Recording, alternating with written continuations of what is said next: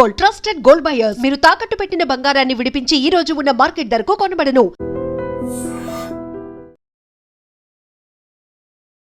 నమస్కారం, welcome to I dream. నేను మీ సంగీత. పెళ్ళైన ఒక 4 రోజులకే ఒక భార్య ప్రసవించడం జరిగింది. భర్త ఆ బిడ్డకు నేను తండ్రిని కాదు అంటూ పెద్దల మధ్యలో ఆ పంచాయతీని తీసుకెళ్ళి పెట్టడం జరిగింది. అయితే అమ్మాయి తరపు నుంచి ఉన్న బంధువులు కానివ్వండి, తల్లిదండ్రులు కానివ్వండి, అమ్మాయి ఫ్రెండ్స్ కానివ్వండి, ప్రతి ఒక్కరు చెప్పేది ఏంటంటే ఆ బిడ్డకు తండ్రి ఈ అబ్బాయే అని చెప్పేసి వారు వాదన వినిపిస్తూ వస్తున్నారు.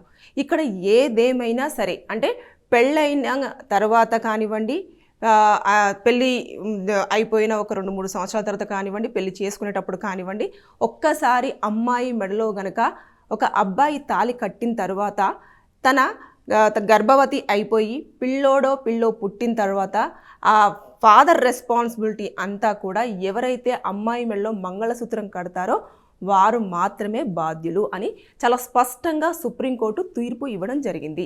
ఇక్కడ ఇందులో కూడా అది చాలా క్లియర్గా, చాలా స్పష్టంగా కూడా అప్లికేబుల్ అయ్యే ఛాన్సెస్ ఉన్నాయి. ఇకపోతే వాళ్ళ ఆరోపణ ఏంటంటే పెద్దల సమక్షంలో కూడా పెట్టినప్పుడు ఎప్పుడైతే ఎంగేజ్మెంట్ అయ్యిందో ఆ ఎంగేజ్మెంట్ అయిన దగ్గర నుంచి, అంటే అమ్మాయిని చూసుకోవడానికి వస్తారు కదా, అప్పటి నుంచే వాళ్ళ పరిచయం అనేది కంటిన్యూ అవుతూ వస్తుందంట. ఇక దాంతోపాటు ఎప్పుడైతే ఎంగేజ్మెంట్ వరకు వచ్చిందో అప్పటికే పలుమార్లు వాళ్ళు కలవడం జరిగింది. దాంతోపాటు ఎంగేజ్మెంట్కు పెళ్ళికి కూడా 4 నెలల గ్యాప్ ఉంది. ఆ గ్యాప్లో కూడా చాలాసార్లు బయటికి తీసుకెళ్లడము, కలవడము, తీసుకురావడం అన్నీ కూడా జరిగిపోయినాయి. కాబట్టి అబ్బాయే ఈ అమ్మాయికి పుట్టిన పాపకి తండ్రి అని చెప్పేసి అమ్మాయి కుటుంబ సభ్యులు చాలా స్పష్టంగా చెప్తున్నారు. అయితే పెద్దలు మాత్రము వారి దగ్గరికి వారి సమక్షంలో రావడం జరిగింది. కాబట్టి దీనికి ఇంత గోల ఎందుకు, DNA టెస్ట్ చేస్తే సరిపోతుంది కదా, ఆ టెస్ట్ వచ్చేంత వరకు కూడా మీ అమ్మాయిని, ఈ పాపని మీ దగ్గరే పెట్టుకోండి అంటూ అమ్మాయి వాళ్ళ పుట్టింటికి అమ్మాయిని పంపించడం జరిగింది. కానీ ఇక్కడ DNA టెస్ట్ అనేది చేయడానికి లేదు. అక్కడ ప్రైవసీని డిస్టర్బ్ చేసినట్టు ఆర్టికల్ 2119 ప్రకారంగా కూడా ఎవరు కూడా DNA టెస్ట్ అనేది చెయ్యకూడదు అని చెప్పేసి ఆల్రెడీ కోర్టు మెన్షన్ చేయడం జరిగింది. కాబట్టి ఇప్పుడు అతను పెళ్లి చేసుకున్నాడు కాబట్టి ఆ పాపకు తండ్రి బాధ్యత తనే తీసుకోవాల్సింది.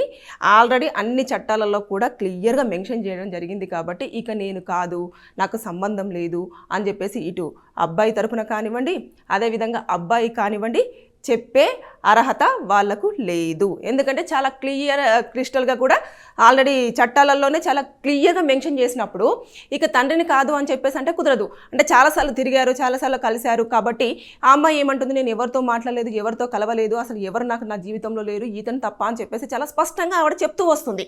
అదేవిధంగా కుటుంబ సభ్యులు కూడా ఈ అబ్బాయి ఎప్పుడైతే అమ్మాయిని చూసుకోవడానికి వచ్చారో అప్పుడే చాలా క్లియర్గా అంతా మెన్షన్ చేస్తున్నప్పుడు అదొకటి పక్కన పెట్టేస్తే ఆల్రెడీ సుప్రీంకోర్టే స్వయంగా ఎవరైతే పెళ్లి చేసుకున్న వారు థర్డ్ పర్సన్ త్రూ పిల్లల్ని కన్నప్పటికీ కూడా భార్య ఆ యొక్క బాధ్యత తండ్రికే వర్తిస్తుంది అని చెప్పేసి చాలా క్లియర్గా ఉన్నప్పుడు ఇంకా దీంట్లో ఎలాంటి గొడవ కానివ్వండి, ఎలాంటి ఇబ్బందులు కానివ్వండి ఏమీ లేవు. అతను ఎవరైతే కొత్తగా పెళ్లి చేసుకొని 4 రోజులకే ఆ అమ్మాయి తల్లి అయిపోయిన తర్వాత భర్త స్థానంలో ఉన్నాడో ఇప్పుడు అతని తండ్రి స్థానం కూడా తీసుకోవాల్సిన బాధ్యత అతనిదే.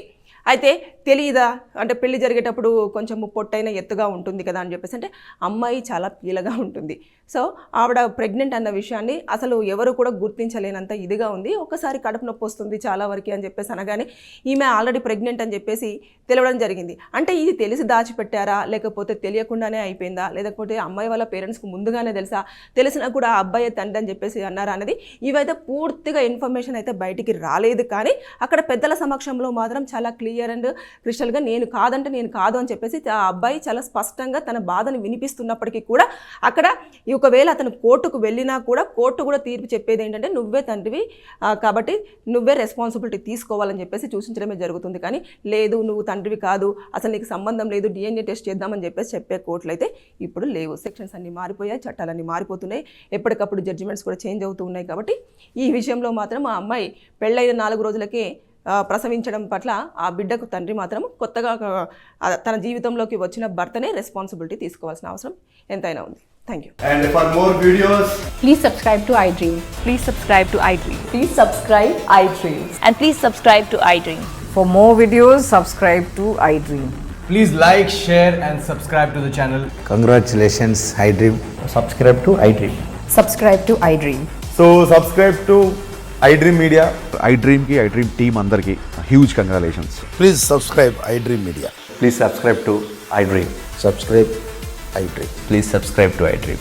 iDream అంటే నా కళల ఛానల్ను సబ్స్క్రైబ్ చేసుకున్న నోరు తిరుగుతలేదు, మీరైతే గంట గుర్తు కొట్టండి. For more such videos, please subscribe to iDream. Subscribe to iDream. Please subscribe to iDream. Please subscribe iDream Media. Please do subscribe to iDream. Please subscribe to iDream Media. For best entertainment and information, please subscribe iDream. And don't forget to subscribe to iDream.